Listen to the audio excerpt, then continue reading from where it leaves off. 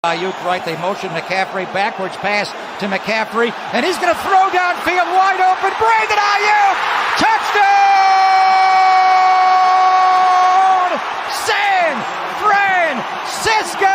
He can run, he can catch, is on fire! and Christian McCaffrey can throw! Now they go empty, and McCaffrey goes right. It is Garoppolo looking. Garoppolo under pressure, throws to the back of the end zone. Caught by Christian McCaffrey. Touchdown! CMC!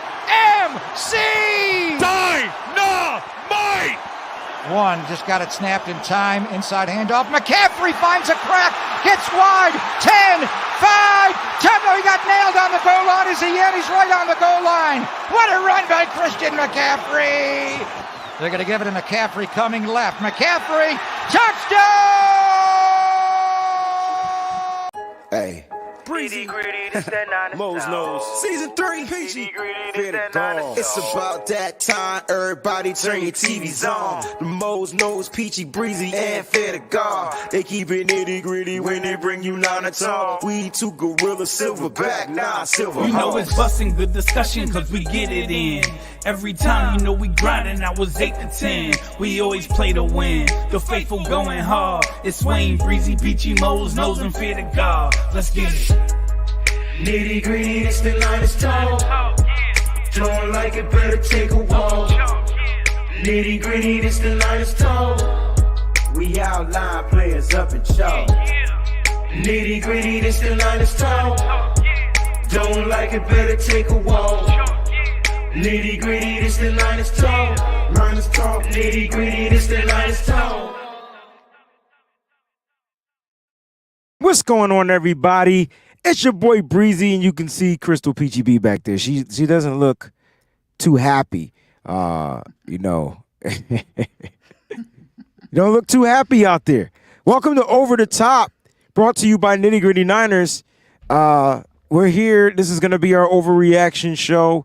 We're going to do them a little bit later after the game, so I think this is a better time to where we can kind of like, you know, Peachy, maybe not cool off, but kind of just, you know, just take a quick pause, try to find that moment of clarity, and then come back on here. Because we still going to give it to you raw, whether you like it or not. Like, it's going to be raw, right, Peachy? Like, I watched the game, and I rewatched the game, and I didn't get a chance to watch all the pressers, but I did hear some things that's going on with the pressers out there. But Peachy, like, initial thoughts, like give me something to look forward to the next game, I guess. Like, give me one positive you got out of this preseason game. Okay.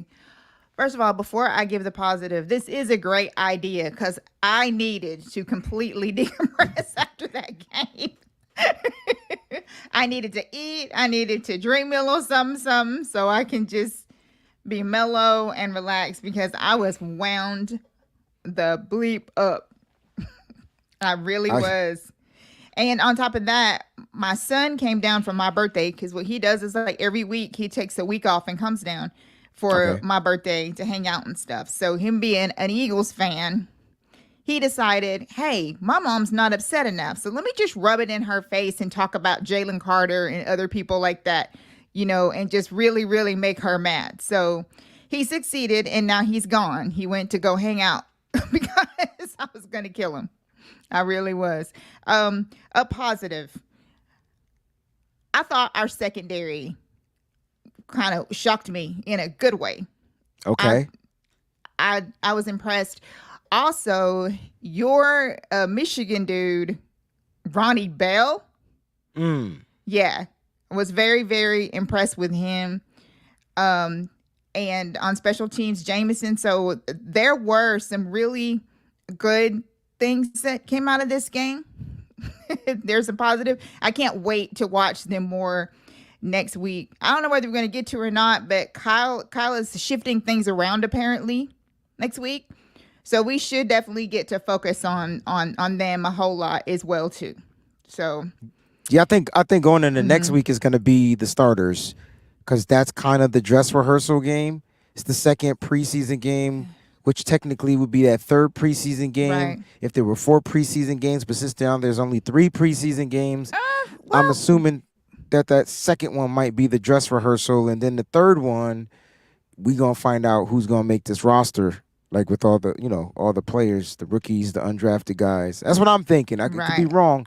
I think according to Mayoko, I hope it's Mayoko. If it's not, I'm sorry, Mayoko. But somebody had put out there, I was looking at so much stuff where they were saying that they was gonna that Sam and Trey would be switching spots with QB2 and QB3 next week, and they would both get like a lot more playing time. So that's why I was wondering if QB1 isn't going to play, because I have a feeling that we might not even see Brock. We may see the starters, but it all depends on how his reps. It all depends on how practice went. So like this week against the Raiders, he practiced heavy. He did all the starting reps with the Raiders in those 2 joint practices. So they gave him the game off. Right. There's no more practicing. There's no more joint practicing. So I'm assuming Brock will start, but we'll see. We'll see how practice goes. With that, but it is what it is. 34-7. Mose, what's good, man? What's going on down there, bro? It's preseason, guys. Preseason. Just to remind, it shouldn't look that bad though. No, bad or not, you take it with a grain of salt and you move on. That's how I look at it. Like if this was a regular season game, there'll be a bunch of exploitive words that I'll be using right now. Because I can see that you're really, I'm proud of you, Breezy, because you are very, very chill. No, it's just evaluation for me. I'm on an evaluated mode. I feel like I'm on. This is one of the worst preseason games that I've seen in a long time. This was terrible. And I actually tweeted it. Like I don't even know how bad of a butt whooping that it was terrible. We've not had that since 2011.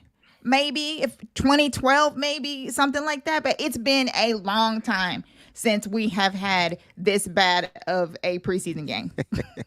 It was terrible. Mo said it was bad. You see the title. Like, we did look terrible. Like, I'm not going to sugarcoat, like, bad. That's what it was. I just feel like, for me, I'm just here to evaluate. I want to look deeper into what I saw. Does that make sense? Like I want to kind of dig dive. Like I can't wait till the all 22 come out so I can get the proper angles to see who missed what. Because from the natural eye, you guys are watching it. Y'all, everybody is saying Trey Lance was bad. I don't think he was bad. I thought he had he made 2 terrible decisions. I mean, one ended up with a touchdown. Which, surprisingly, Kyle was fine with it. Because it's still I heard him say that. Touchdown. The only thing I heard him say was he tried to throw it in a tight window, and it was a touchdown. Kyle, that was the worst fucking window I've ever seen in my. There was nothing tight about it. No. It was a tight window, and Trey thought he could squeeze it in there. He sure did. Just because of the length of time that he's been away, not getting those reps, he wasn't familiar with how the speed of the DBs and their ability to break and to close those windows fast. Yes. If looking at the play, when they showed the other angle, he really had nowhere else to throw it to. Now, hindsight,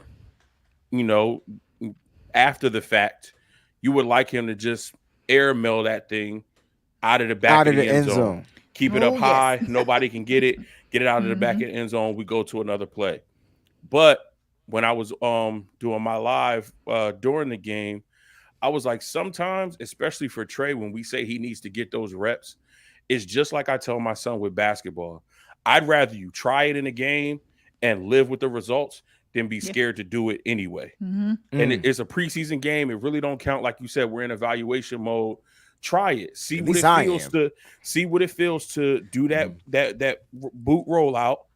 Square your shoulders. You got number 51, the defender, barreling down on you, and you got to get rid of the ball. There's nobody else open. You see your tight end, you see the window, you try to fit it in there. Maybe next time you don't throw that, but at least you got to try it and see how it just feels in the game to throw that type of pass. So again, I feel like that was a good mental rep and more data for Trey Lance to download into, his mental Rolodex. Here's my issue, right?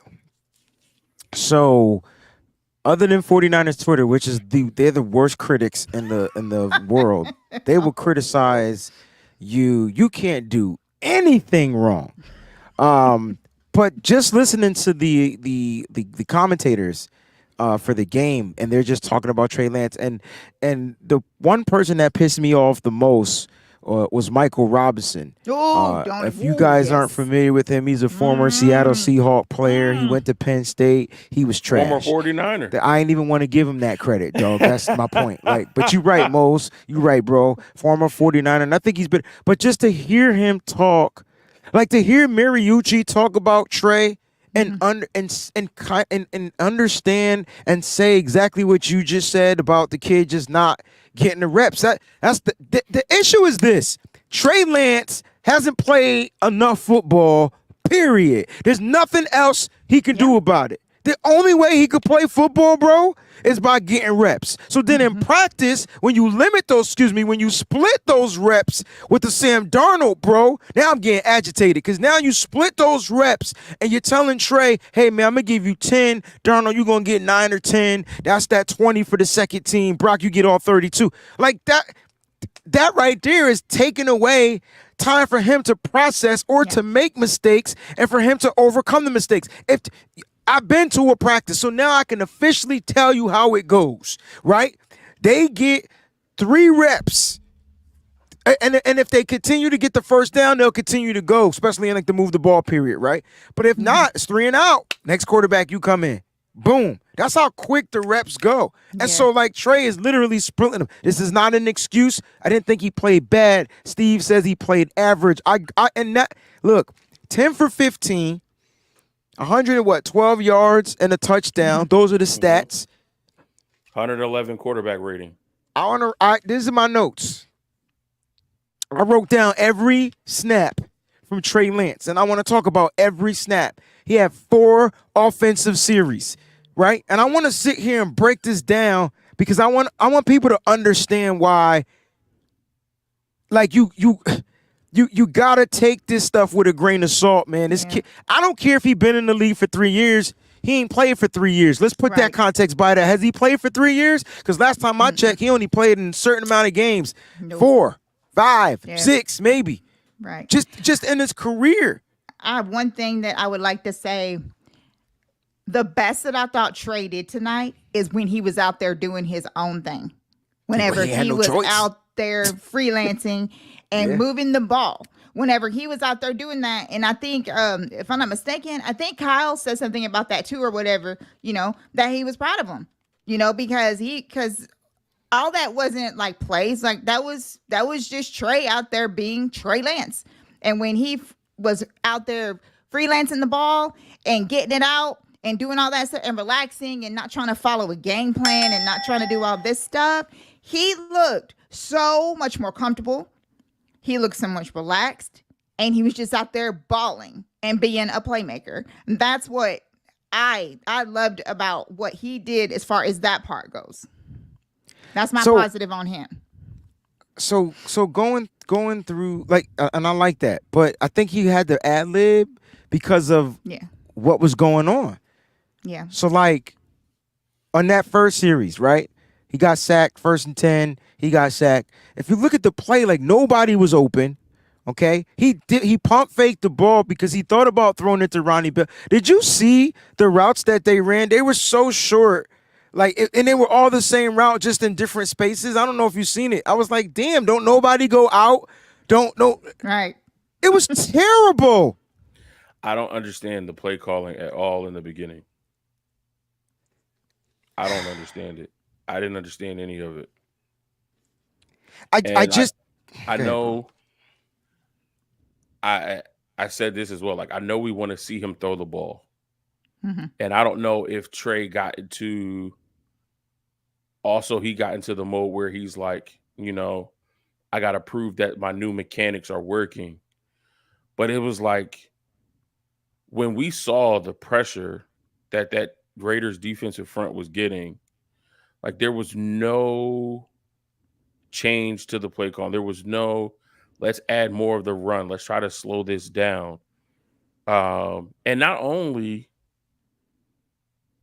do you still drop him back to pass, but you don't call any deep drops for him to like get space between the line. Exactly.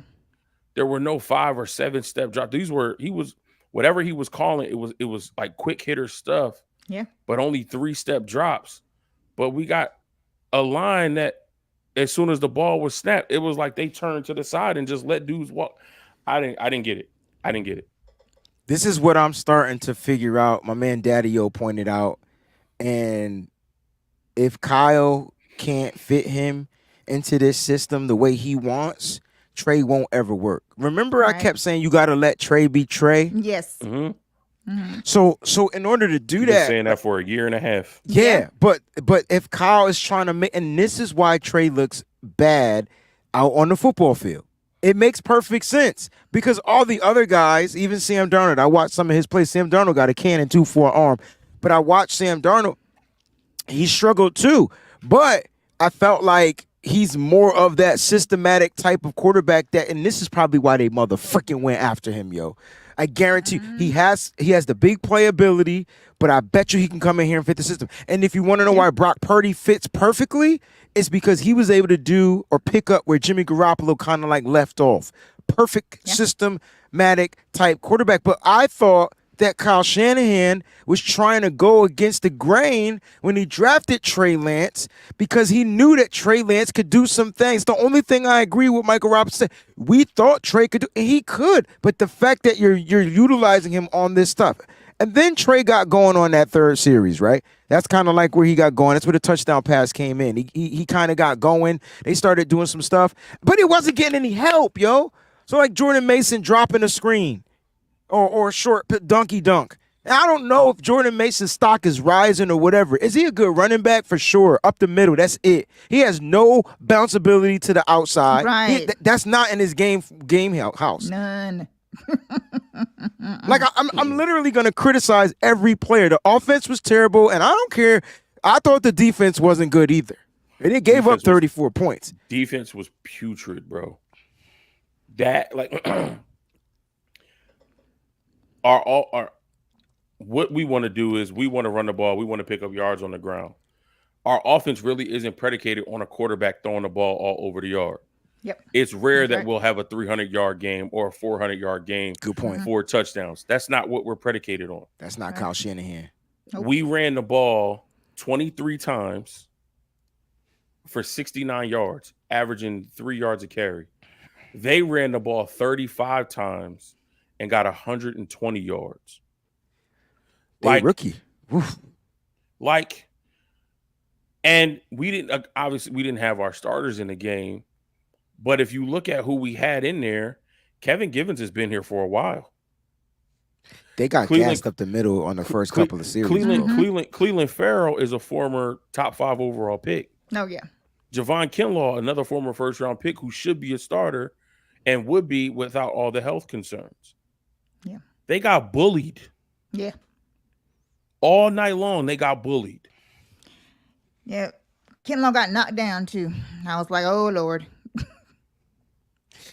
He didn't play that many series, but, I mean, he didn't look bad out there, but they gave up a 7-yard gain, a 9-yard gain, like back-to-back. Now, granted, you don't got Armstead out there in the middle. You don't got a Hargrave out there in the middle, but you got Kinlaw.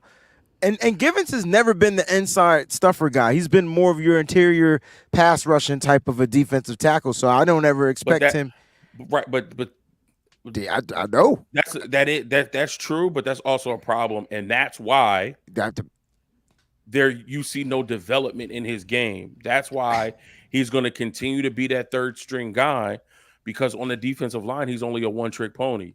Yeah, you're a great pass rusher in situational downs, but you haven't elevated your game to be somebody who can get after the passer, but who can also stop the run. Yeah. So you can't be entrusted in there when we really need to shore up that trench and to be able to anchor and stop teams from being able to run the ball on us, control the clock, turn first downs into second and short, third and short, so that they can extend drives. That's why you haven't seen the growth, development, or maturation in his game, because he hasn't added that piece. When the score was 7-7, I thought we were gonna be able to, kind of get into some type of rhythm. And on that next series, Trey Lance comes back out there, and it's a longer series, but I mean, it starts off with the sack. Now, the sacks that I saw, to me, were based off of protection. Like a lot of it was Trey Lance had someone in the backfield coming from behind him, which would affect his peripheral, which would affect the way he's going to react to throw the ball, or he has someone right in front of his face. So I don't know how to properly evaluate Trey Lance other than him trying to make a play, trying to get out the pocket, trying not to turn over the ball. There's so many things that he's trying not to do. Again, these aren't excuses. All I'm saying is, it was just he was pressured 9 effing times, bro. Now, I will say this one, because Fair pointed this out during the game. That first drive, when he got that first sack, he had hiked the ball. He had looked to his right. Mm-hmm. He was going to throw it. I think there was Ronnie Bell out there. It may have been somebody else. He was going to throw it, pump faked it, held it, and then he got hit. Then later on in that drive, that second sack that came on third down. But there's more to that first sack, because the pump fake, if you look, the reason why he pump faked it was because he thought he could fit it into the window of his receivers. It was 1, 2, 3, bunched together. Literally, they didn't have much space in, but there were defenders right there. And if he would have threw that ball hot, it's a pick six. So that's in me in his head. That's his pump fake. The reason why he probably pump faked it. We wanted him to get rid of the ball, but he was looking for a better, the safer read, and they were all covered. Yeah, I didn't see that first one fully. I just saw him, pump fake and go away. I didn't see the route exactly. I know on the second one, on that third down, he pumped it to Dwelly.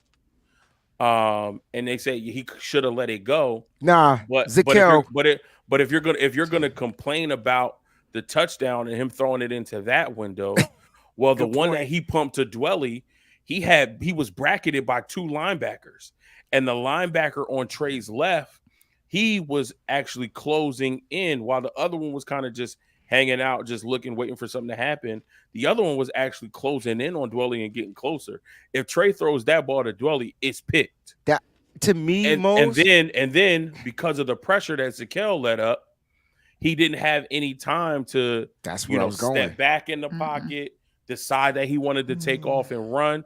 He went to the option, saw that it wasn't there because it was going to get picked because he was bracket covered, and then he had no other. All the other sacks, any other pressure that he got is because Leroy Watson, Jason Poe, Zakelj, Feliciano, Matt Pryor, terrible. All of them, terrible. And I said this during the live.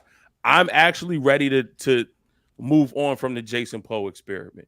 You're not going, he's undersized. So if you're not going to play him at center, which I don't think he's ready for this. You cannot play him at guard. He's not strong enough. He's not stout enough to anchor at that position.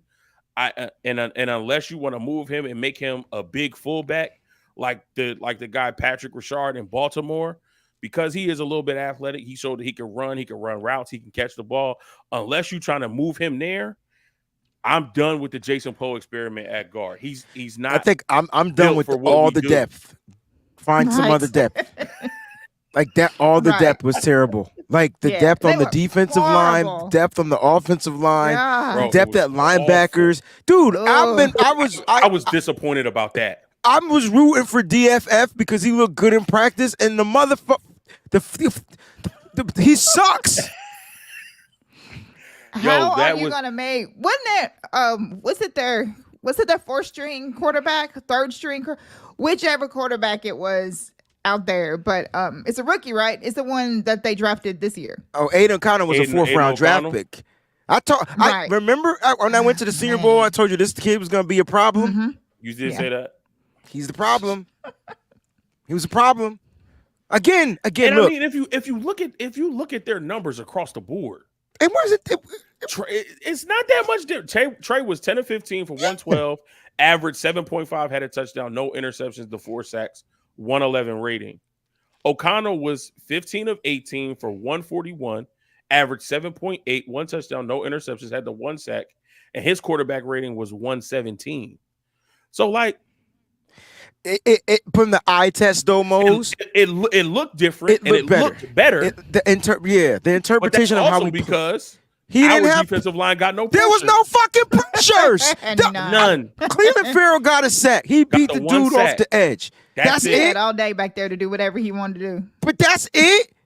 So we played exactly the way we were in practice. We got our ass whipped in practice, and we got our ass whipped in this game. Yep.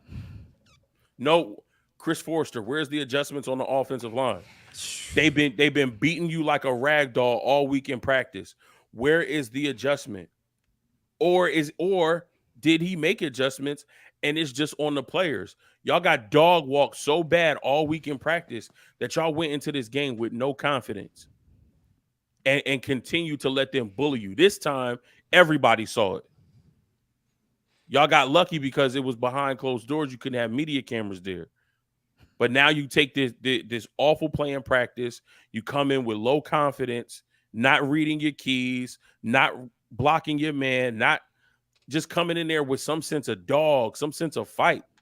Well, the energy looked low from the Niners. Very low, super flat. And let me make this adjustment to what I just said, because Kenny calls me out every day and I love it. It's only practice though, Breezy. But hold up.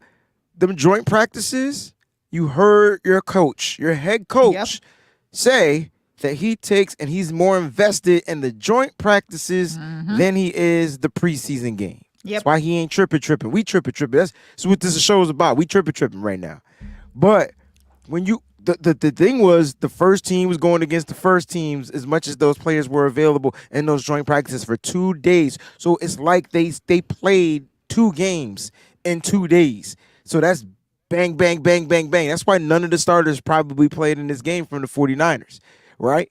And so then you bring in the guys that were more rested, blah, blah, blah, blah. They came out. We just came out flat. We came out flat. I will say this about Trey Lance, because people feel like I'm saying he can't do no harm. And Joel, I see your comment in there, bro. I'm going to definitely address it. Matter of fact, we'll address it after we finish speaking. I want to hear what they got to say about it. But here's the thing I'll say about Trey Lance. If he is a rhythm quarterback, meaning, and there are rhythm quarterbacks in the league. That's there's just some quarterbacks that got to get into a flow, right? If he's a rhythm type of quarterback, then why, as a head coach, don't you get him going on rhythmic type of throws? Brandon Allen came in the game and he had rhythmic type of throws. He had a check down waiting for him when he was able to boot out. He had this. He had somebody running in his face. He didn't have to drop back. Right? He finished the game 5 for 8 with 36 plus yards or whatever or whatnot with an interception. But at the end of the day, why did he get rhythmic throws that kind of fit to him? Why does Trey Lance never get stuff that's fit to him or get some of the easy stuff? And when they did go with the easy stuff, that drive ended with a touchdown. When Trey Lance was able to get into a rhythm, and I want to know, if I'm not saying Jordan Mason would have took off on that screen, but man, he might have got 5+ yards, maybe even more. It would have been something positive. It would have been something positive because that Raiders front was so aggressive that even on that play, at first I was like, "Oh, Trey's dead. Like, how are you just letting this man go by?" And then I see Mason. I was like, "Oh, it was purposeful because it's a screen."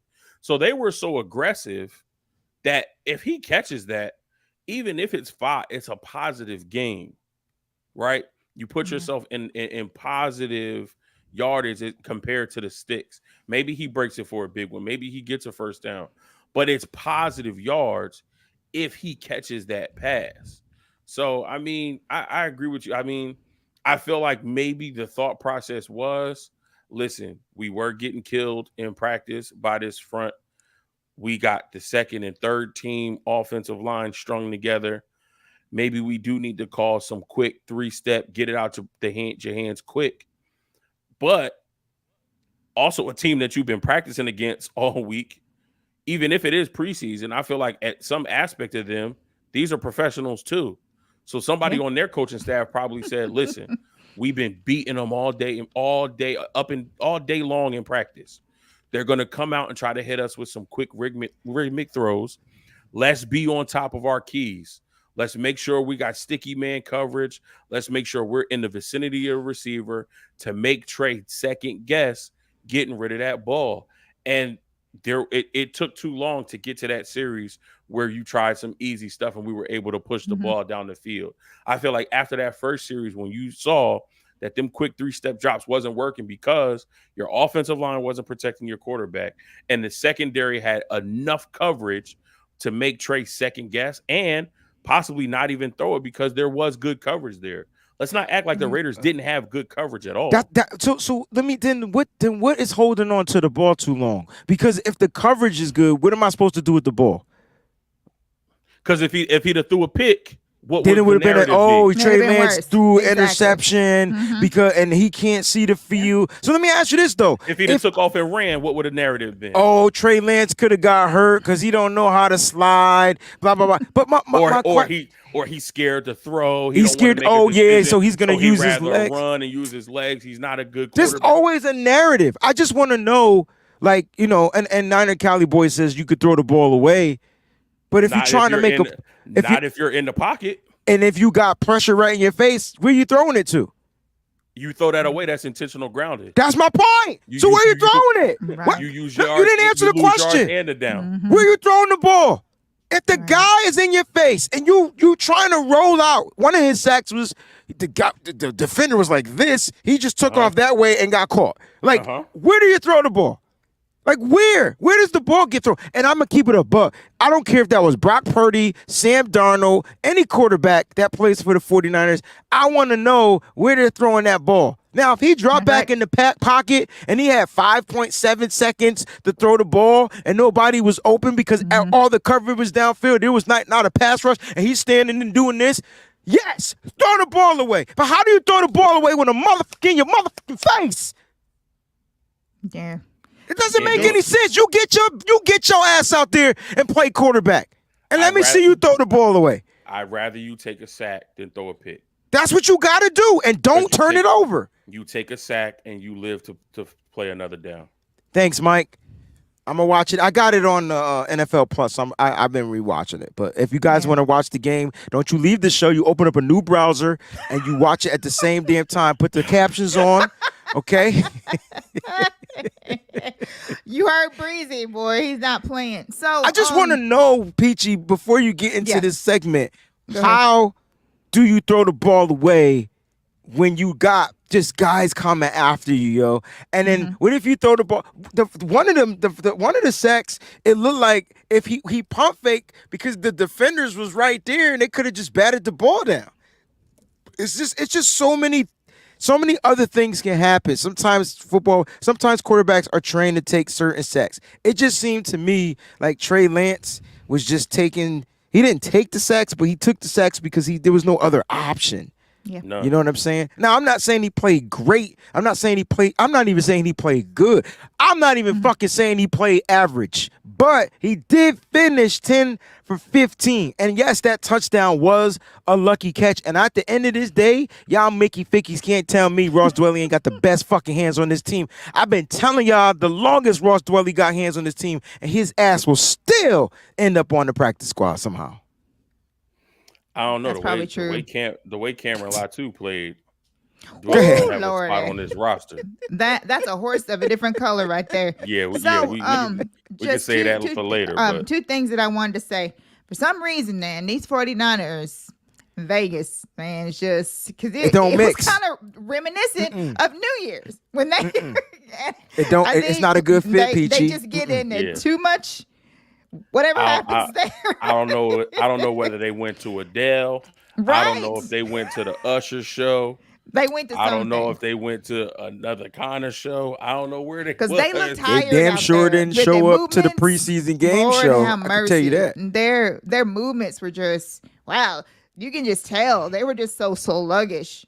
Like they weren't even trying, so like they just didn't get no sleep. Something happened. That was really Peachy, crazy. they came out a little lackluster, right? Yes, very. Like everybody, every single one of them. Everybody. Yep. I mean, so like before Peachy gets into this, there's the poll question that says, what was the biggest question mark in today's matchup? And the selections are offensive line, defensive line, special teams, and other. And if you did select other, please feel free to put your answer in the chat, like, so we know what the other, because somebody in the chat asked me why didn't I put the quarterback there, and that would go into other. And if you want to talk about it, that's what the show's about, right? But I did put special teams. I see a lot of people talking about Moody. Peachy, let's do some some super chats, and then we'll get back to the overreaction. Yeah. All right, let's see. We got Sean. Hold on, I'm sorry. This is funny. All right, go ahead. Get back to it. He said that the is whole good, team. though. Thank you, Sean. Guys, in Peachy, Trey was ish. Maybe it's coming back from injury, but Trey is not ready. Oh, my God. Zero confidence. And Wilkes secondary looks like a flunky version of Salah's ish. I didn't think it looked good either. Of Super Bowls for RD all season. So, okay, so I thought Ambry looked pretty good. I mean, he had some pass blocks out there. Like he was out there, you can tell that he's fighting for his job. So he's out there showing out a little bit. I disagree. I don't think he's fighting for his job. I'll leave it at that. Go ahead, continue. That's just what I think. So you think he already got one? I think Ambry got a spot on this roster, yo. And I think, he's the perfect example to what Steve Wilkes said. We'll see when the pads come on. Fuck practice. The pads came on in this game. He looked like a DB for the San Francisco 49ers. He looked like a different player. He was all over the field. They did. Minus that penalty that ended up leading to that touchdown, probably, right? Minus the holding penalty, but I hate pass that penalty, breakup. He was all over the place. He was in on the goal line play. He just couldn't make the stop. He was in on the fourth down play where they tried to go for it on fourth down, and he was the initial first contact to get the running back down, and then the cavalry came and helped him out. He looked good. Let's talk about this secondary, because my man Womack Peter did not ball out. That's what I was gonna ask, because I watched him get beat. I don't know what Peter was watching. Womack was getting. He didn't. I don't. Okay, so can we come up with a definition for cooked? Because is cooked meaning when you just give up the pass, like you give up the reception? Is that being cooked, or is cooked when you kind of like get burnt? Like the guy puts you on the jukes or the ice skates, or they go right by. Is that cooked? I didn't see that happen to Womack. No, cooked means it was multiple plays where he was on the wrong side of it. Okay. Roasted. Yes. So yes. whether that was a catch given up, even on the deep catch that wasn't a catch because he dropped it, bro, he got beat bad. He got cooked on that one. Now that's a cook. Now that single play, he got cooked. He got cooked. I like this. About his overall play. I don't know. So I don't know why he doesn't get the same smoke as Ambry Thomas. What is Mike looking at? I don't know, y'all. Womack was good. Where? And Oliver got burnt for that one touchdown. He got cooked too. Yeah, but I expect Nichols to get cooked, right? It's the slant. No, he was out of position. No, he wasn't. He was out of position because his eyes got caught in the backfield. And instead of him going with his assignment, he stayed in place for a split second too long. And then once the guy broke out, he turned his head and looked at him and was like, "Oh, snap." By that time, it was too late. Like his eyes got caught in the backfield, and they tell you never let your eyes get caught in the backfield.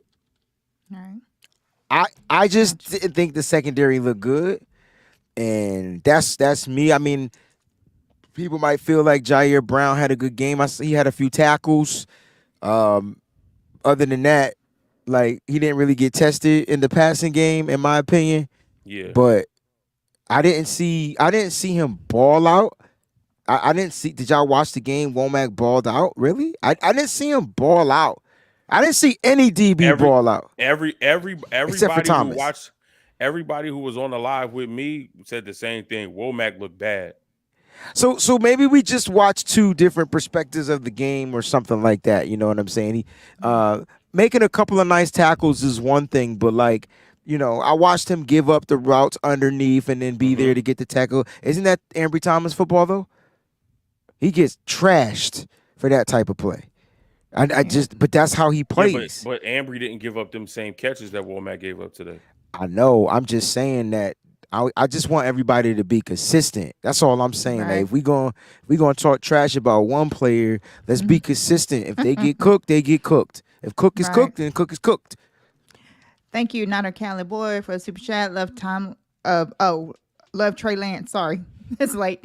But knowing Kyle Shanahan's inability to develop a quarterback makes me mad. We didn't grab Fields, a much more ready quarterback. You might want to take that. Yeah. I mean, it's tough to say that Fields isn't ready, but Fields got fucked up his rookie year, yo. Like, I'm surprised he's still living. But I will say this: was he a more prepared quarterback? Possibly, but guess what Fields would have been doing when he came here? Sitting behind Jimmy Garoppolo for that season. He would be in the same predicament. The only difference between Fields and Lance is Fields would have had more experience coming out of college. Mm-hmm. That's it. He still would have needed time to develop, in my opinion. And we don't know, again, if Fields would be a systematic type quarterback. Kyle Shanahan has a type. I think who I just don't know. They ad-lib too much. I don't know if they fit Kyle. I feel bad. Exactly. Yeah. It's tough. As bad as I wanted Fields, I'm kind of glad that we didn't get him, because you're absolutely right about that, Breezy. He would have been doing the same thing, because if Kyle has a type, and apparently he does, because he's got Jimmy G 2.0 and Brock that he's got right now. And, and then there are rumors of Cousins, possibly, oh Lord, and all that. I'm just saying that all those are Kyle's types of quarterbacks. And I think that Fields would have, because Fields ad-libs too, he does all that too. And I just don't believe that's the type of quarterback that Kyle, would want. It's hard to say that Fields would have done a lot better with Kyle's game plan. It's hard for me to agree with that.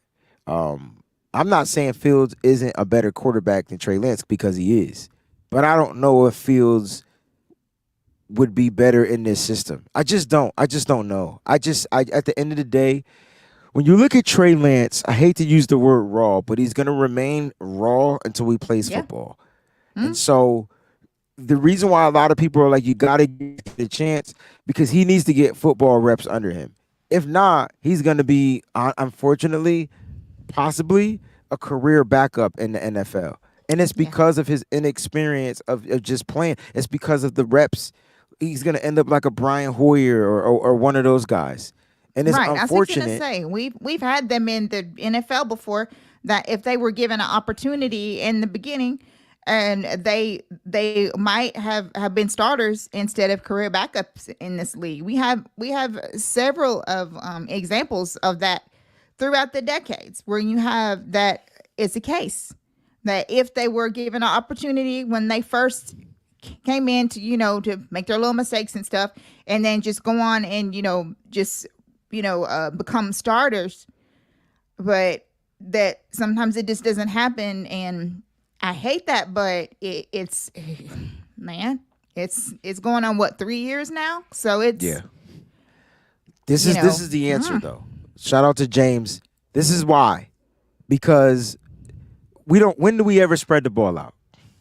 Oh, and when we do it, it's really like it's gonna confuse a team, because we never do it. This is what Fields does. Right. This is why he struggled a lot with the Bears, right? And Kyle and Trey Lance is your pro style type of quarterback, but Kyle ain't using them like he's not using them in that type of way. He's getting them in the shotgun. He's making them do the read option. He's doing all these different types of things. That ain't Trey Lance either, and he has to develop into that. So at the end of the day, Trey Lance, again, finished the game 10 for 15. Let's talk about Sam Darnold, 5 for 8, 84 yards passing. He had that one dope ass pass, which to me was a better catch from Ronnie Bell. Like, yes, that's how I look at it. What are your thoughts about that? Yeah, better. I agree. Better catch from Ronnie Bell, but it was a good pass. It was a great pass. Again, if you wanted to try to compare him versus Trey Lance, I don't think the comparison is fair. At some point, though, Sam Darnold had the same issues with protection and not being able to get into the full rhythm of what the play was, not able to go through his progressions, not able to go through his reads like he should. So, I mean, I think he played decent enough. Again, 5 for 8, 84 yards, averaging 10.5 of completion.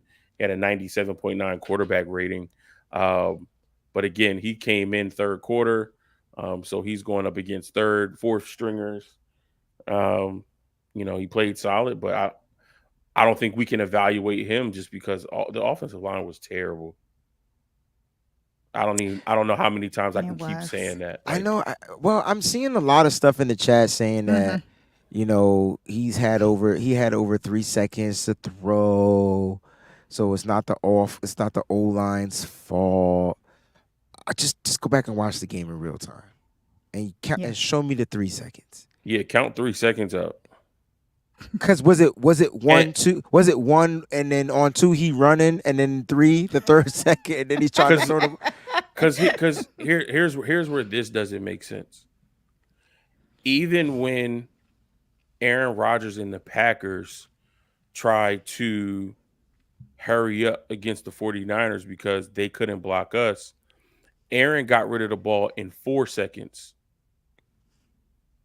Okay. So if you're talking about he had 3 or more seconds, he barely had 3.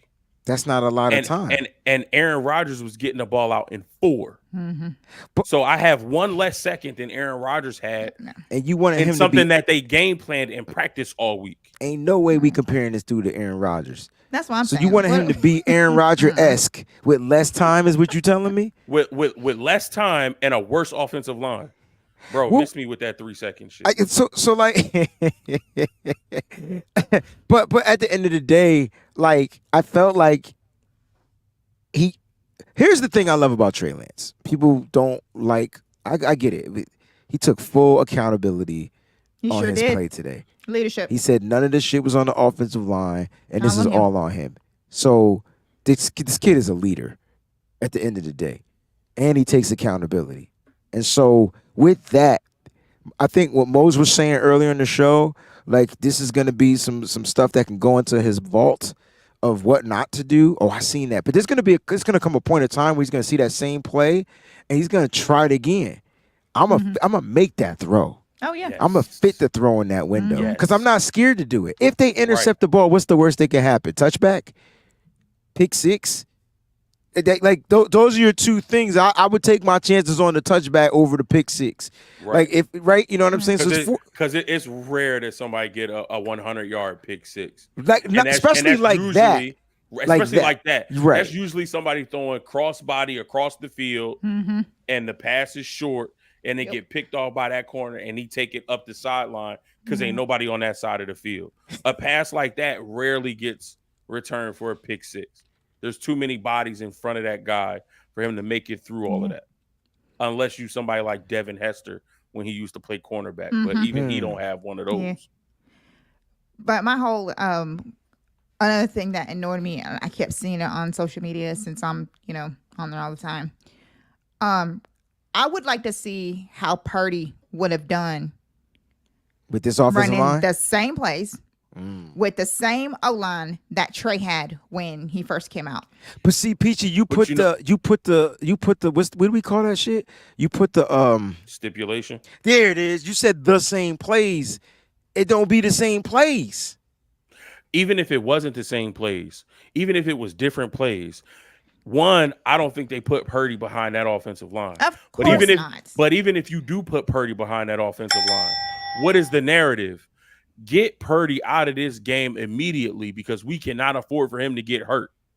Right. Exactly. That would have been the narrative. Right. Get Purdy out of this game. As soon as he went down twice, he would have been. But for Trey Lance, But for Trey Lance and for Sam Darnold, it's, they should somehow figure out how to make plays because they're going to go up against good defenses and, there's going to be pressure. They got to make plays under pressure. They got to be able to get rid of the ball and throw it away and hit target. No. Breezy been telling y'all for weeks, keep the same energy. If y'all going to be like, get Brock Purdy out the game right now, this offensive line is trash, they're going to get him hurt. Well, then have that same energy and grace for both Trey Lance and Sam Darnold because the offensive line that they play behind today, I wouldn't trust them to guard my grandmother. Look, they were just mad, like they were just getting ran over. Oh my God! I'm trying to figure out, Peachy, what everybody watched. I saw pump fakes for sure. That's on the quarterback. Pump faking on the quarterback. But at the end of the day, did y'all not see the big motherfuckers in the other color, like in the backfield? And it's not like they had a hard color to find. They got black on. Black. It was blackity black in the backfield. Like every time he dropped back, until Kyle stopped letting him drop back, and he had quicker throws. Like he had quicker reactions. The same stuff you see with Purdy, the same stuff you saw with Sam Darnold, the same stuff you saw with Brandon Allen. And that's my issue. Like, why does Trey got to get the 3 steps, the 5 steps, those type of drop back plays? I want to see him do play action, but why you running that? Why was the first play a pass? Why couldn't the first play be a run? Right. How about what if you get 3, 4, 5? What if you get 1 yard? It's 2nd and 9. Now Trey has seen the field. He's got a little antsy, whatever. Who cares if they stop to run for 1 and then you only get a yard? What if you don't get a yard? What if you get more than a yard? Hell, even if you get a tackle for a loss in the backfield on first down, it's better than getting a sack. So instead, first play, 1st and 10, sack, nobody got open, pressure was in his face. 2nd and 13, I don't know how he made it. First of all, there was pressure in his face on 2nd and 13, but somehow he escaped and made the throw to Ross Dwelly. Yes. Yeah. Then he got sacked again. Ramelia. I just want to say that, I wouldn't talk if I was you because Matt Stafford is about to be replaced by Stetson Bennett. Just saying. Tell me what excuses I'm making. I didn't say Trey looked good. I didn't say that at one point. There was fucking pressure in his face. If your quarterback is all right, I tell you what. I'm making excuses. I'll leave it at that. But I promise Bomber is anti-Lance. Like no. I have a t-shirt on. I promise you, if I see another quarterback get pressure, you're gonna get the same fucking response. My issue isn't the quarterback; it's the pressure. So if Brock Purdy is out there and he gets pressure and there's a guy in his face and he doesn't make the completion or he throws an interception because there's a guy in his face, and if you go back to watch the practice when they were out there doing joint practices, you want to know why Brock was shooting interceptions? Because the offensive line was fucking trash. Oh, yeah, he had 4 interceptions one practice. Well, I can't sit there and talk about I'm making excuses. But we forgot about that, though, didn't we, Bomber? I'm just saying, I keep it a buck. He's rusty and his arm is, even though Barack was the one that said that he was all the way back and that he was 100%, but he's rusty, and the reason why that he threw all those picks is because he's so rusty, and we have to give him time to get that arm back to where it needs to be. It was all because of that arm. I promise you, if Brock Purdy was out there with this O-line tonight, it would not have looked any better. Bomber T, this I agree with. Nah, I disagree with. But I agree with it. I don't think Trey processes quick like the other quarterbacks. I don't think he's that quarterback. I don't think he's the quick processing quarterback. He didn't have time to process. I understand that, but I still I don't think the plays that they draw up for him, and I know people are like, he got 2 playbooks. Nah.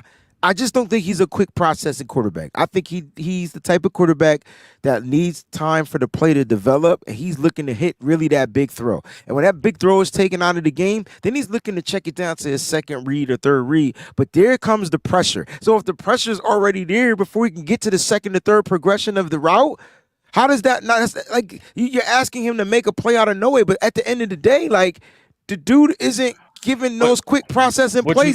He's not giving the quick slants, bro. Right, but you just made the argument because if he can't get to reads 2 or 3 or 4, and teams are taking away that number one read, is it his processing time? Or is he or do he not have the time to process? Because going through reads 1 through 2 through 3 through 4, it's going to take some time. It's going to take going through 4 reads is going to take more than 3 seconds. Correct? I agree. I just don't think that's his game plan.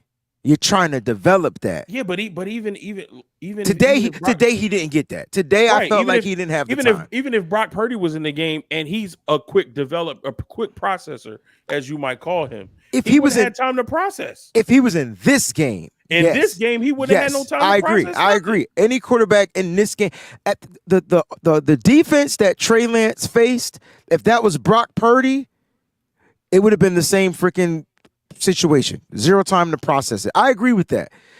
But I don't know, man. We're gonna be here to the end of the day, because at the end of the day, Trey Lance is going against the 2s. Brock Purdy's going to be going against the 1s. When Brock Purdy isn't available, Trey will go against the 1s. He's splitting the reps with Sam Darnold, and then everybody's getting upset. So I'm trying to figure out, like, how is Trey supposed to get better if he's already splitting reps? Then he's supposed to make the best out of the reps that he gets, but then there's no cohesiveness to who he's practicing with. Then you're telling him to practice with the second team, the third team guys. He's trying to build a rapport, but those guys aren't good enough to make the first team. And then Trey Lance, it is what it is, yo. He played bad, according to everybody. I thought the whole team was terrible. I thought Ronnie Bell can't drop that pass. I don't give a fuck how good of a game he had. He can't drop that pass. No. I'm going to keep it a buck. That shouldn't have been an interception for Brandon Allen. That was a good pass. Jake Moody can't miss field goals if you want to make it in the NFL. Got to make them. Let's keep it a buck. Now, I'm not the only person. Y'all think I'm like, no, I'm a call it like I see it. Actually, I tweeted that. So if you follow me on Twitter, I'll let everybody know how I feel on Twitter. Jake Moody can't miss those. He might not be the kicker for this team. I think he'll get other opportunities. But again, when you're splitting these reps in camp, and no real life game situations, they need what they need to practice now, y'all? Icing the clock. That's what they need to practice. He got iced twice and missed both times. Yeah. Yep. Mm-hmm. Yep. It's Really a shame on Josh McDaniels for doing that to a rookie kicker. He's terrible. Oh, he's an asshole. We knew good and well he was going to do something. He's a Belichick disciple. He's an ass. Yeah. And he might be even worse than Belichick now, doing some dumb shit like that in the preseason Exactly. game. Yeah. Definitely. He's super chats are backing up these real quick. Yeah, go ahead. It definitely will. Sean, is it po or is it poo poo? It's the same, I think. He just didn't look good. Right. He just didn't look good. He can't anchor on that line. Yeah. Can you pull up? Oh, after you finish this, never mind. I'm gonna start it. So if I start it, you can read it. We'll read it. Okay. So Peter, thanks to the super chat. Bruh, Trey played whack, and Tim, stop lying. First of all, there's nobody lying because we all agree that Trey did not play good. Breezy literally sit up here and broke it down and said that he didn't play great. I just gave y'all context. Good. Like he literally broke it down for the heart of understanding, so that you know that. And then the next, go ahead. No, I got to go back and kind of like count the seconds of Trey holding the ball too long because I saw the pumps, but I mean, like I said, when I watched the all 22, if there was a guy open and Trey pumped and didn't hit that guy, that's on Trey. But if the guy was covered, I mean, if the area was even slightly covered, I understand why he was pumping and trying to get to the progression. But by the time he looked to 2, there was pressure. Yeah. That's all I'm saying. And here's why I'll say that Trey played good. Because even in the face of that adversity, and if you want to talk about rust, Trey hasn't played a meaningful snap of football since he broke his ankle. This is his first real action of legitimate football against another team. There's that, but that's neither here nor there. In the face of this adversity, questions about him and is he even going to be on the team? Is he going to be third string behind Sam Darnold, who has been labeled a bust? And having zero protection, his numbers were still good. But even in the midst of this, you could say he played timid. I don't see a player that played timid when he was taking those hits. The first thing that came to his mind was ball security. Right. Forget the pump fakes and not throwing interceptions. Protect the ball. When he got hit, he protected the ball. When he got chased down from behind by Bernie, he tucked the ball away because he knew, I'm trying to escape. This guy's on my heels. Let me tuck the ball away so I don't fumble it. Or when the safety blitzed and hit his arm and knocked the ball free, part of working with Christensen is being able to move and maneuver yourself to stay in a throwing posture, but protect the football. Maybe Trey of last year gets that ball slapped and he fumbles it. But the guy hit his hand and Trey had good grip on the ball, maneuvered his body to let that guy go past and still tried to complete a pass and make a play. So I see a guy who, despite all the pressure that was in his face all night, he protected the football and still managed to put up good numbers. And he was the quarterback that drove us down the field to get to that touchdown. Yeah. And he protected himself because he didn't get injured. And this lets me know Trey Lance is ready to play football again. So as much as y'all say, oh, Brock looked like this because he's coming back from injury, well, so is Trey Lance. And I don't care if he had more time off or he had more time to recover. At the end of the day, this was the first real live action of football, and he got hit. Yep. He got sacked 4 times. He was pressured 9 times. He probably got hit 8 times. Like, now that I think about it. Like, you know what I'm saying? So at the end of the day, look, did he look scared out there? I didn't see scared. I saw him not trying to make a mistake. That is the issue to me with Trey Lance. I felt like, and maybe that's what timid is. I don't think that's timid. I just think Trey Lance wasn't trying to make a mistake. Like, he was trying to be not perfect, but not turn the ball over. Exactly. Like, and so because and part of that context too is you got to take stock in the flow of the game. Offense, we wasn't doing jack, wasn't able to move the ball. Offensive line was terrible, and defensively, we were giving up yards, we were giving up points. They were moving the ball. So why would I give them unnecessary momentum by turning the ball over? Yep.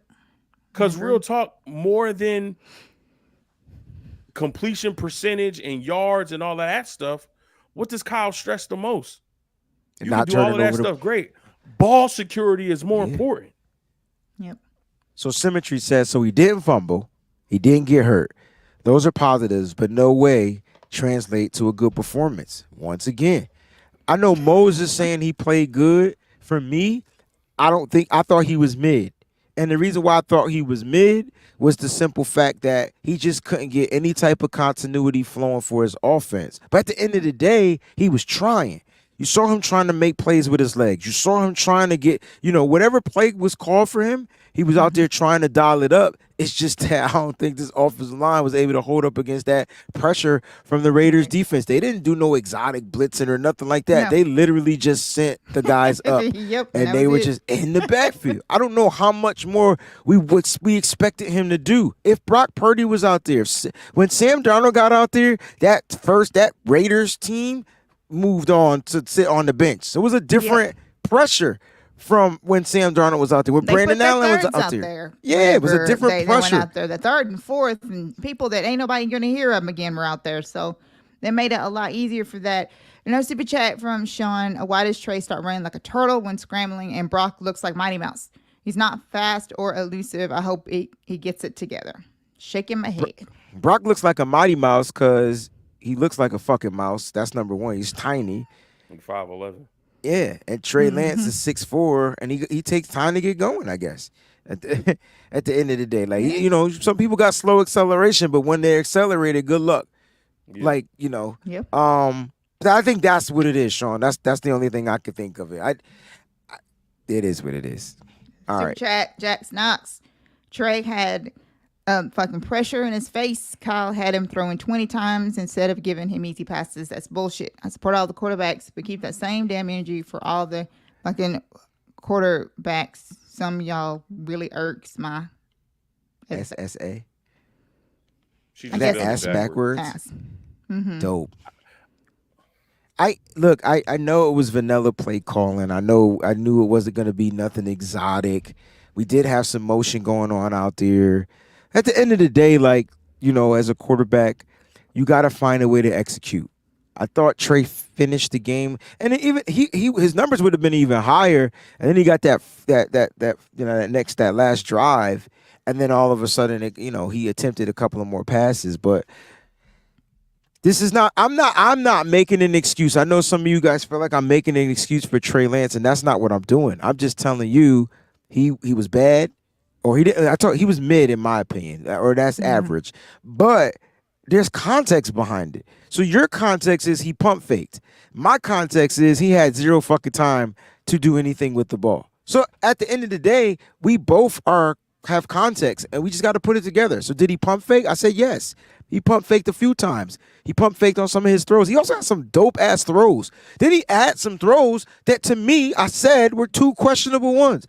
Mose challenged me on the touchdown throw because you want to see him take that risk and get that ball into that tight window. And then he had another tight window where he just didn't think that linebacker or safety, whoever that was going to be able to get their hands on the ball. And it kind of was right to the safety, and he drops it.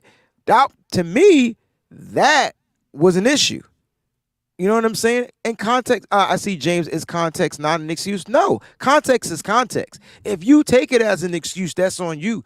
I'm not saying it's an excuse. I'm just saying the offensive line was shitty. Trey Lance was mid, right? At the end of the day, I'm not saying he was a great fucking quarterback. I never said that, ever. But he finished the game well, and he got the only points for this team. I'm looking at the first sack, right? Oh, so you're watching it now. So the first sack, his first read was Chris Conley on the outside. Mm-hmm. It's a 3-step drop. Mm-hmm. And I think Conley ran the route too deep because when Trey is ready to throw it to him, he's not. Conley's not even looking do you see for the ball fake? yet. Did you notice so when the pump fake comes, he pulls it back because Conley hasn't made the break on his route yet. He's not looking. So of course you could say, let me throw with anticipation. But Chris Conley is new to this offense. Trey Lance doesn't have a rapport with him yet. And if he throws that ball in the spot because the corner can see it and Conley can't, he's jumping at it and he's taking it to the house. Then I think it's Dwelly who went out on the route. He's covered. Warner's in the middle. He's got two guys bracketing him. Now, I can say that Ronnie Bell looks open, but it's a 3-step drop.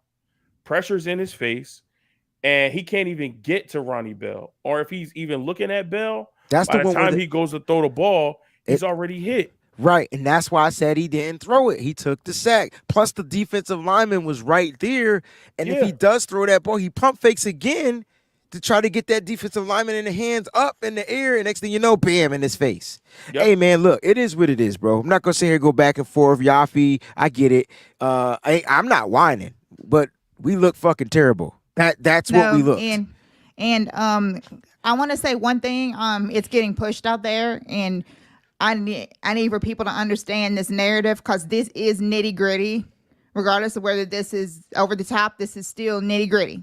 All day, every day. Nobody has anything against Brock Purdy because he's white.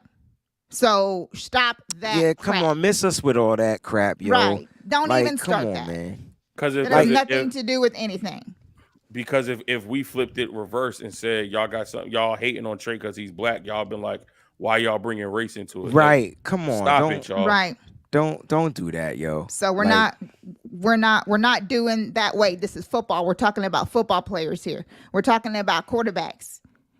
That's what we're talking about. And we can't even we can't even have that conversation about Brock because the motherfucker didn't even fucking play.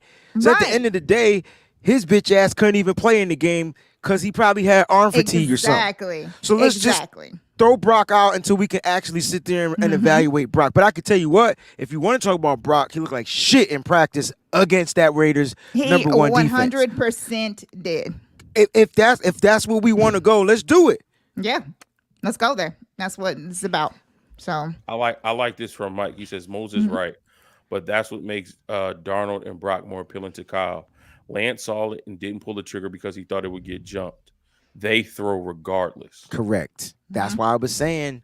And so let's keep it a buck. Like, if y'all gonna live with interceptions from Brock or Sam because they take those risks, they have that gunslinger mentality where they're gonna throw the ball regardless. Wherever Kyle says go, they're gonna throw it, and they live with the result. Then live with the result with Trey as well. Don't say, oh, he's not developed. He's not an accurate quarterback. He turns the ball over. Everybody's going to turn the ball over some. If Kyle says, here's where I want the ball to go, throw it here. And if those two guys throw it regardless of what the coverage is, because that's just in their mentality, well, then if Trey is going to do that, then y'all got to live with that same result. But people don't want to do that. Let's talk about how we can move forward. Because next game, Denver Broncos, no joint practices, got a lot that we need to get done. I felt like there was a lot that needs to be fixed. Special teams I thought was decent. I thought Deshaun Jameson stood out, but can he stand out on defense if the number is called? Like this is how he'll make the roster, right? And that's what we're trying to figure out. Will he stand out on the defense when his number is called? Ronnie Bell, to me, had a great game. And at the end of the day, that one pass. I think people don't understand who I am. Like, I'm consistent in constructively criticizing everybody. So as much as I talk about how Ronnie Bell is going to make this roster, if you go check my Twitter, he ain't making the roster dropping passes like that. Right. Like everything you did before that negates that. When it negated it, bro. That was a layup. So yeah, you can make the difficult catches, but can you make the layups? He sound like another Jawan Jennings. Is what you saying? I'm not gonna go that far because as much as I ride Jennings, I think for me, just like I do my son, I ride the players who I feel like have the potential to do better and just aren't doing better. You know what I'm saying? I don't know what Ronnie Bell's potential is. I know that, when Jawan Jennings is locked in, he still dropped them easy ones. I think that's my issue. That's why I brought that up. And that's why it's my issue. When he's locked in and he's focused, he makes the difficult catches. He fights for extra yards. He's an excellent blocker as a wide receiver, but it's the layups that he misses. You know what I'm saying? So for Ronnie Bell, again, it's the same thing. I got to see what his potential is going to be and if he can fit into that category of a Jawan Jennings. But whether he does or he doesn't, you can make all the difficult catches in the world, but missing them layups, that ain't going to get it done. Yeah, I wonder if that was more. Who's that? Sam Darnold pass? No, that was a Brandon Allen pass. Well, first of all, Ronnie Bell's a rookie, 7th round draft pick. Like, he got plenty of attention today. He was in there on the starting team. He was on all three phases. You can tell that was on purpose because they want to know what the kids got. Only thing that upset me in this game more than anything was all these freaking special teams penalties. Because I'm like, now I got to go back and I have to watch. So frustrating. That's when Jameson was in the game, he had a bunch of great returns. Yes, but it seemed like every single one was negated with a penalty. It was so bad. Taylor Hawkins, Cameron Latu, D. Winters, all penalties on returns. And these are new, well, not Taylor Hawkins, but a lot of new guys on special teams trying to get their feet wet. things like that. Hey, let me ask you this question because, like I said, I keep it consistent. Let's talk about that catch by Tay Martin where he did the toe drag kind of swag. You know what I'm saying? Was that a catch or an incomplete pass? They ruled it a catch, and then it was challenged by overturned. The dumbass, and then it was overturned. Correct. Now, I thought the rule was you got to get both feet in bounds. And does the toe include 1 foot? So on the sideline, or is that it's just end zone? So it would have worked had he been facing the other way. So you know how they catch it and they hit the tippy toes and then they fall out of bounds? Yeah. Like with their toes facing the sideline? Yeah. That would have counted if he did it that way.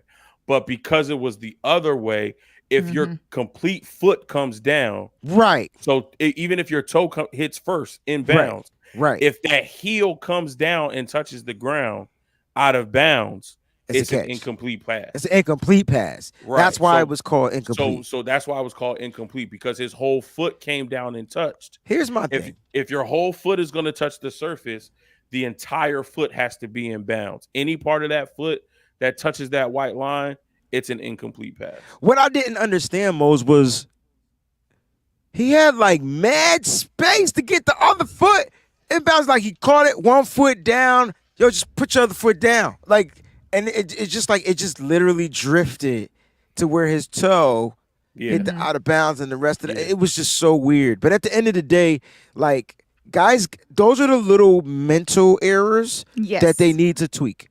So there's some mental errors. Ronnie Bell. Cameron Latou. Ooh, Jesus.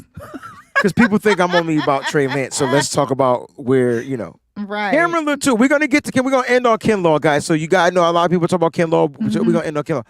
Cameron Latou has struggled to catch passes all camp long. He finally gets a catch and a non-meaningful game, but it's preseason. It's meaningful to see if your ass gonna make this roster. It's meaningful for him. And what had happened was, I don't know if it would have been a touchdown, but it looked like he was on his way to glory, and the ball comes out, and then all of a sudden I'm just like, damn, like, we trying to root for you, kid. And why we keep trying to root for this kid? No, nobody else get many passes as Cameron Latou. He can't catch and he can't hold on to the damn ball. How does he make this roster, bro? He's going to have the next 3 weeks of his life need to be the best weeks of football he's ever played. Yes. Because it right now, it's just, and again, we all know we do great in the 5th round. The 3rd round picks, they hit and miss. Now. They hit and miss. They're not hitting right now. Moody not looking good, and then we spend a draft pick on Latou, and now a lot of people, obviously it's hindsight, but a lot of people are saying is, well, we could have spent some of those picks on offensive line, looking at the depth of our offensive line right now. Again, it's all hindsight, but it's like he has to start catching the football. He has to start holding on to the football. He has to start being effective in run blocking. Like he has, again, the next 3 weeks of football have to be his best weeks of football, because, initially when they got drafted and based off of potential, it looked like both Latou and Braden Willis were making his team. I don't know if either of them make it. Still, this is exactly what I was thinking. Hey, but here's the thing. Exactly, Sim. I don't know if either of them I'm gonna throw a curveball at you, Sim. Don't sleep on Troy Fumagalli, bro, because he was out there making some catches today. Now, he had a missed block, in my opinion. It was a Jordan Mason 4th and 2. Excuse me. We went for it on 4th down. He just ran past the defensive end who went untouched. He went to the linebacker on that play. And how do you F the linebacker? He's furthest to get to the play. Right. The defensive end is just like, oh, you gonna give me this? But then after that, he called a couple of passes, and I'm like, all right, you know what I'm saying? But That fourth down drive would have kept things alive for the San Francisco 49ers on that 4th and 2. That was that fourth series from Trey Lance. Yes. You get that drive, Trey Lance might stay out there and keep it moving. So, like, those are the little mental errors that just can't happen, man. They got to be tweaked. They got to be fixed. They got to be fixed. Because with that play, I'm just looking at him, I'm like, damn, dude, you just he went in motion. He was supposed to crack down on the defensive end, chip block that Mickey. At least, I don't know, blow some snot on him. Just touching. That's just touch. Don't clip him, but just touch him. I'm not asking you to get up under his pads and anchor and moving, bro. Just touching. Chippity, chip. Just give him a half a second redirection. That's it. Because he just blew right by him, didn't he? Yeah. The way Mason hit that hole, he was getting the first down. It's just there was the big ass defensive end that just was like, nah, son, you're not getting the first down. So like them little mental errors, man. Like all fixable though, right? All teachable moments, from these players. I'm not saying Mason is on a bubble. That is not what Breezy is saying. I'm just saying he's just, like some of these TDP players looked really good out there. He ran hard. He's indecisive. Like he ran hard. He was hitting the holes. He was cutting. I'm like, yo, this kid's gonna be a problem. He's gonna be a problem. So he really is. We'll see from these running backs. Let's get to these super chats. Another super chat, Sean. I'm not anti-Lance. We can want it to be something that it will never be. He'll never be the starter here. Hold me to it. I'll eat my words if wrong. I hope he proves my words wrong. Look, it's hard to argue against this because every time Lance goes out there, he doesn't look like a starting quarterback. So I can't fight this.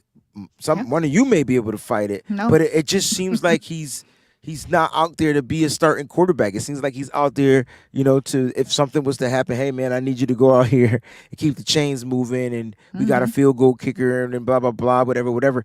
But that's why I said if Kyle let Trey be Trey, you'll see much more of a starting type of quarterback. But if Kyle wants him to be this system type of guy, Sean may be right. He might not be a starter for the San Francisco 49ers.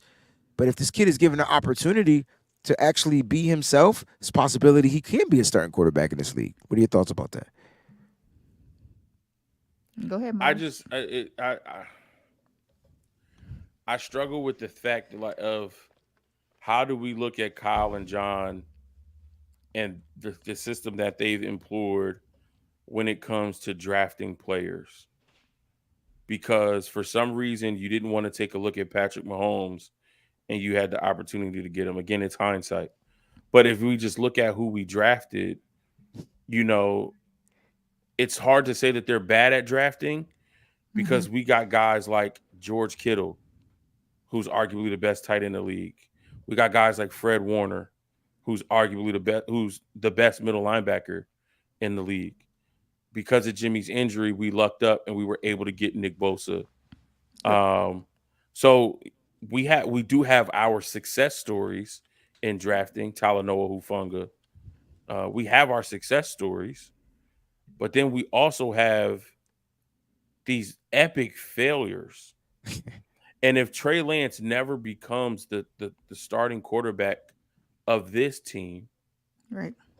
And to add additional context, if he goes somewhere else and becomes their starter and realizes his potential there, how do we reconcile that? How do we reconcile mortgaging part of this franchise's future for a guy that we'll never know, because they won't ever admit it. We'll never know if they really believed in him or not. Right. How do we reconcile that? How do we reconcile Joe Williams? I've moved on from Joe Williams because the other running backs that they figured out came in here and they did some things. But to me, I don't know if you reconcile it. But there's ways to move forward, and you move forward by winning the championship. I think if this team won a championship and Trey Lance wasn't the guy, I think everybody forget that they mortgaged 3 first-round picks or whatever like that, because we celebrating with a motherfucking Lombardi. I know I would. Right. I care too far. I can get too far and X about it. I just want to go to the parade, get on the float. I don't know. I don't understand why y'all don't understand. That's all I want to do. I'm 42 years old. I have to get it done. That's a bucket motherfucking list. That's a bucket list. Even if I get arrested. Because how old were you when we won in 95? I was young. I was 7, 8. Yeah. Within my right mind, 14, but like 13, 14. I was 7 or 8. Like I want one as a fully grown adult. I need to experience as an adult where I can afford to pay. Who goes to games. Yes. Yes. When I like, babe, I'm taking off of work. Yes. We listen, I know I normally go, but I'm taking off of work. We taking the kids out of school. We all going to Cali because we going to the parade. Like, oh yeah. But I think most that's how. I don't know if that's reconciliation, but that's how you kind of like find a way to kind of like compartmentalize and put it away, you know? Yeah. And then if they find a way to move Trey Lance for something, I think you'd be like, all right, cool. We won a championship and we got something back for somebody that we wasn't going to be able to use. Exactly. That's how it Vermilion's goes. Foul for that one. Yeah, I didn't even see it. A lot of people are calling him a bunch of names out there in the chat. That's come on, that can't be very Vermillion. disrespectful. He's super classy when he's in very, the chat, very so. disrespectful. No, it's Vermillion isn't disrespectful because Drunken Miller was a terrible quarterback in his own. But I supported him. I was at those games. Go ahead, Peachy. So he did. Okay, we got quite a few super chats. So I'm just kind of buzzed through these. Sean being born black and transitioning to white as an adult. That's offensive to me. Nitty Gritty Crew here and now are some of the best white people I know. Where would I be without Sean Shepard? I have no idea. I do not know. And then Sean says, racist, meh, ain't no race card on this show. Nah, it doesn't matter what your nationality is, what your race is. It doesn't. Or ethnicity. If you're a 49er, you're red and gold. That's all we care about. I think at the end of the day, you know, that's it, man. We just trying to figure out the best way to get to this championship. You know, that's the bright side. Like, and so what he did. Go ahead, Peachy, finish this up so we could close out this because I know what I got. I got my closing statement.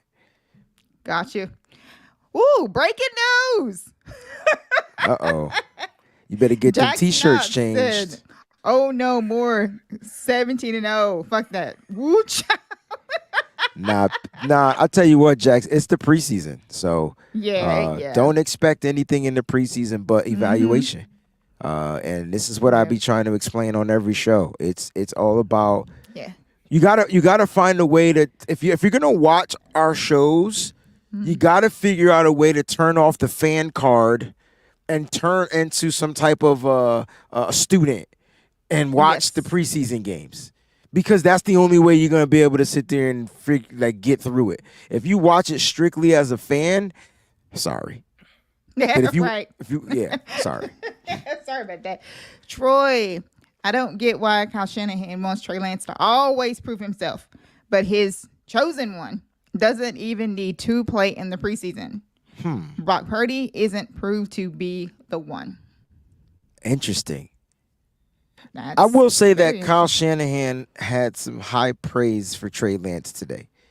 So if you listen to the presser, I thought the positive reinforcement that he was speaking about Trey Lance, I thought was spot on. But I think Trey, it's just unfortunate that, I mean, guys, what has Trey done in the NFL to prove that he's a starting quarterback? I think that's the question. It is. No, I need an answer. Seriously, like I mean, he hasn't done anything yet. Nothing. That wasn't rhetorical. He hasn't done anything yet. Nothing. And I feel like for a lot of people that is the argument that Trey hasn't done anything. Yes, that's it. But his rookie year, he sat behind Jimmy Garoppolo. His second year, when he was supposed to, become the starter, he gets injured because our head coach, play caller, I don't know if he wasn't comfortable with calling certain things for Trey Lance, and he figured, okay, let's just figure out how to get him in the rhythm by just using his athleticism. Either way, he put him in harm's way and got him hurt. Yep. And then now we are where we are. So he hasn't had a chance to prove that. And I think that's why that's a lot of people's argument. He hasn't proven that he's a starting quarterback in the NFL. But there's a lot of young guys in this league that have been drafted this year, last year, the year before, that have still yet to prove that. But they need opportunities. Right. They need reps in order to do that. And unfortunately for Trey, he got drafted to a team that has a championship window that is right now. Yes. He didn't get drafted to a rebuilding organization that, would allow him to go through those bumps and bruises, and then bring in a head coach that loves his skill set and is willing to coach him. He got drafted to a team that is ready to win right now. And because he has not been able to prove that he's a starting quarterback and somebody else has come in and proven that, that's why he's fighting to be number 2. Before I get to this last super chat we have here by Sean, I want to say this, Mose. That's exactly why Justin Fields is in the position that he is in now and why he is going to succeed. Because he has coaches, the whole coaching staff around him is there because of him. They rebuilt that Bears team. They finally gave him like tons and tons of weapons. They gave him running backs. They gave him everything that he needs because they listened to him as to what he needed to make himself successful. That's what you do when you believe in your quarterback. And Chicago made all those changes.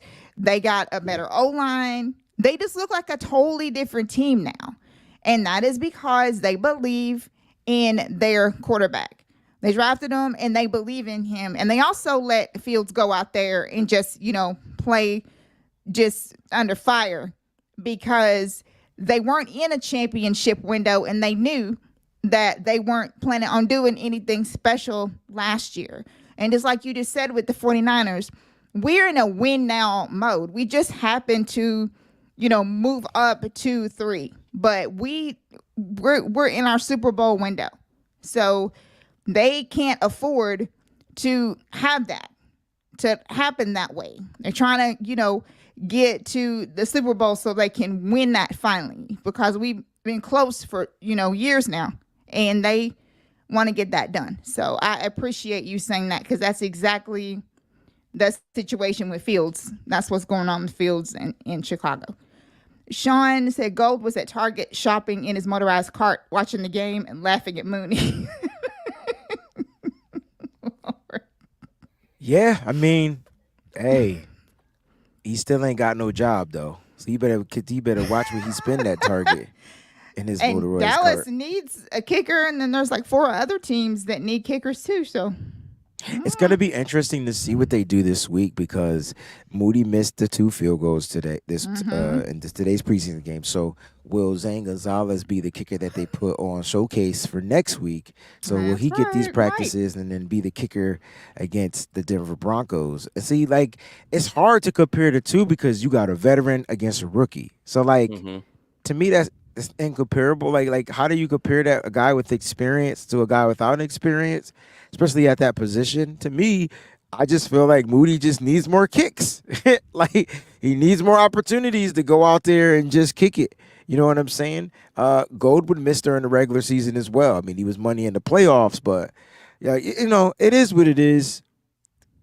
Moody needs to figure out how to find a way to, stay focused after those timeouts. I think that's kind of like what it comes down to. Listen, we got a show tomorrow. All right. So we're going to actually take time, try to break down some stuff, like have some herbal tea or something, relax.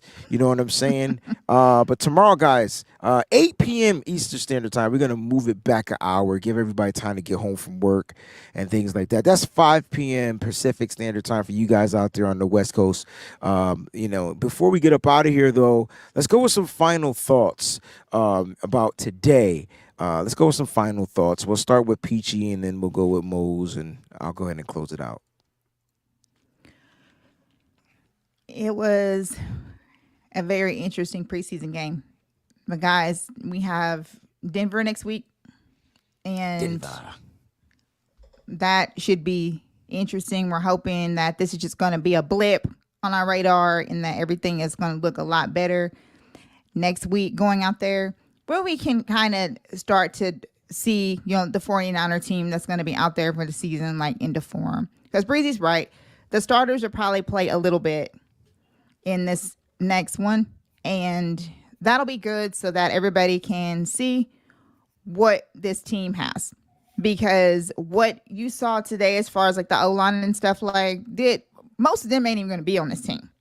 They're going to be gone. So there's a few that will be, but they'll also be out there with Trent and, and players like that. So, but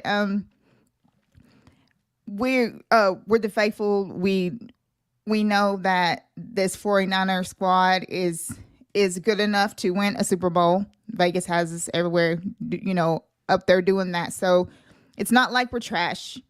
There's nobody trash.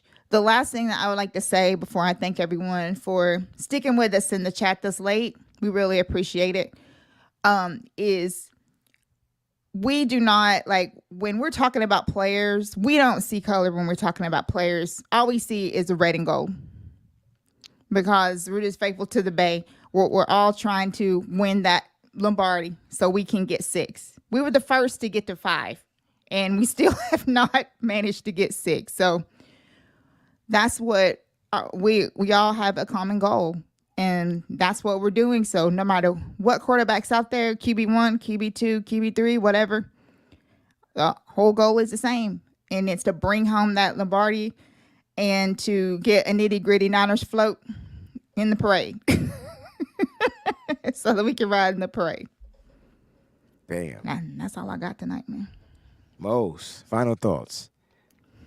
If we see the same play from the offensive line and the Broncos starters play, Frank Clark, DJ Jones, my twin brother, Zach Allen, and Randy Gregory are going to have a field day, and we're going to be talking about the same thing. Our quarterbacks are not going to have time. So as long as we consistent. I don't know what we need to do. All right. But this secondary offensive line, they need to come to Jesus moment. They got to figure it out. I'm excited to see some of the young guys play. Excited to see what we got from Ronnie Bell. Isaiah Winstead looked really good. Yes. I'm excited for him as well. I don't know if he makes the roster. Hoping we can bring him back on the practice squad at least. I know we have a new defensive coordinator. The secondary didn't look the best today. Granted, our starters didn't play. We saw some good things from Jair Brown, Ambry Thomas, Taylor Hawkins. I saw some things that I like from him as well. So I think it's a work in progress for that unit. Linebackers, definitely disappointed in the guys behind our starters. Jalen Graham, D. Winters, McCurry Ball, Curtis Robinson, DFF. I expected better play out of those guys. I want to see how they respond to their performance and bounce back next week. And with the lack of pressure that this team got in this first game, John, go down there to Florida. Tell Jed to just give you the checkbook. Whatever you got to do. Gotta get in there. Make sure that Nick is back on this team. He needs 2 weeks. Yeah. Getting paid, get him here so that he can get ramped up for the season. At least get it done before the third preseason game. But Yes. Go ahead and make that happen, bro. Stop playing. Love y'all. See y'all tomorrow night. Yo, great show, Peachy. Great show. Mose, great show to the community out there. We do have the poll we're going to end with. But my final thoughts are simple. I tell you what, we'll talk about Ken Law on tomorrow's show. I want to watch his game again. So we'll bring up Ken Law on tomorrow's show. We'll make that the focal point for tomorrow's episode, all right? And don't forget, the Wayne Breezy Show will be on tomorrow at 1 p.m. Eastern Standard Time as well. So we'll do some talking up there. But look, my final thoughts is this. Like, at the end of the day, the 49ers just looked off. They looked terrible. They didn't look in sync. They didn't look good from the quarterback play, because that's where it starts, all the way to the special teams. I just thought that we were slow, indecisive. We didn't rapid tackle on defense. I watched Zamir White hit the hole and should have been tackled for a loss. Next thing you know, it's a 9-yard gain. Like, things like that. Like, little fundamental things. I think this game, you can take it with a grain of salt. It was the first preseason game. A lot of the I will say this, a lot of the players that played tonight barely practice against this Raiders team. Barely. Mm-hmm. Remember, this was the second team unit, third team unit. They saw minimal reps. This was an evaluation game for Kyle Shanahan. I guarantee you he's taking nothing away from this other than players that he had to sit there and put his eye on and evaluate. So look, keep your heads high, guys. It's just a preseason game. It doesn't even effing count. Remember, they got to make one 53-man roster cut. Like, they got to, it's just one. There's no waves to it, right? No more. So they got to get as much evaluation on these players as they can. But it's going to be interesting, man, to see how they move forward from this and who's going to be starting against the Broncos on next Saturday and things like that. But what a great show. Nothing But Niners says, when is that daily show with you? You said you wanted to start at the fucking beginning of the season. Like don't call me out. Nah, because he calling me out on purpose. Like, that's what he doing. Like, don't call me out, bro. You specifically, we did a pilot show. We got feedback. We got to go over the data or however you want to say it. And then we going to prep for the beginning of the season. Mike said he wanted to start the beginning of the season. So, Mike, if you going to call me out, don't be a... Say it to my face, homie. Fantasy show starts Tuesday. Yes. What's your fantasy? And then Mose and I will be starting our show at the beginning of the season where we do our weekly picks. It's going to be fun. We got a bunch of stuff, man. Mm-hmm. I love Mike. No. I love Mike. You have to understand, but he does subtle shit to get under my skin. And he waited. He watched this whole show to say that. You can't. You should have just called in. Matter of fact, I gave Mike the link. Just want y'all to know that he declined. Just putting that out there. He was just chatty in there. I don't know why he didn't just jump on, because he told me why, but I just thought that was a little little excuse. You know what I'm saying? It's a little excuse. But guys, what a great show. Poll question. Damn, we almost had 300 votes on this one, though. Awesome. We had a lot of you guys tuned in. It was dope. 77% with the O-line, though. I that makes me feel good, because I thought I was blind. I thought us three were the only three that felt like the offensive line was terrible. Yeah. Oh, because they keep saying we made excuses. The offensive line was bad. Yeah. I don't understand how 77% could say agree that the offensive line was terrible, but say we made excuses for the quarterbacks. Because the same thing we said for Trey Lance is the same thing I said for Sam Darnold. Sam Darnold couldn't properly be evaluated for the same exact reason. So, like, I don't know where the excuses come in, but Mike's the baby boy. He's Jody. Yes. Mike is the youngest brother. I get it. I understand it. Mike has seen it all. He knows all the tricks. He knows what pisses people off. He knows how to make them feel good about themselves at the same time. Mike is the best, man. Shout out to Mike from Nothing But Niners Show. Mike, I'm sorry you had to hold it down by yourself tonight. I was at one of my best friend's reception. It was a jam session.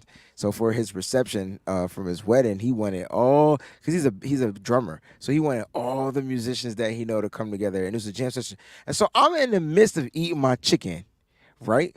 And all I was like, Wayne Brown, come to the bandstand. And I'm like, so I walked up to the bandstand with my plate, yo. I wasn't finished. And I got up there and played them keyboards. And once I was on, it's like they wouldn't let me get off. I had to lie and say I didn't know a song so I could get off. Because I was missing y'all. I was missing y'all like crazy. Yeah, Mike put this thing out. For all of you who watched the pressers and you saw what Kinlaw had on when he was in the presser, he looked like... Mike decided to do the same thing, and he wanted to know who wore it best, So I would say that Mike wore it best, but somebody left a comment and said that even though Mike wore it best, Kinlaw's meaner. So I don't think they've ever seen Mike mad. I have. Mike mad. Mike get mad. Guys, let's go. I'm tired. I need food. I'm famished. I didn't finish my chicken, as you know. So, guys, thank y'all so much for tuning in. Listen, Nitty Gritty Niners Talk. We are back. Regular schedule. It's so cool. The name of our show is Over the Top. So it's like we're gonna be over the top with this. Mm-hmm. Don't mess with a preacher eating his chicken. It was baked too. It wasn't even fried. So, it was healthier, but it just wasn't what I wanted. But anyway, at the end of the day, I'm blessed, guys. You guys stay blessed out there. Don't forget, man, stay faithful. We're going to win some. We're going to lose some. We live to fight another day. Pops, rest in peace, John with a spoon. Love you guys, man. Peace out.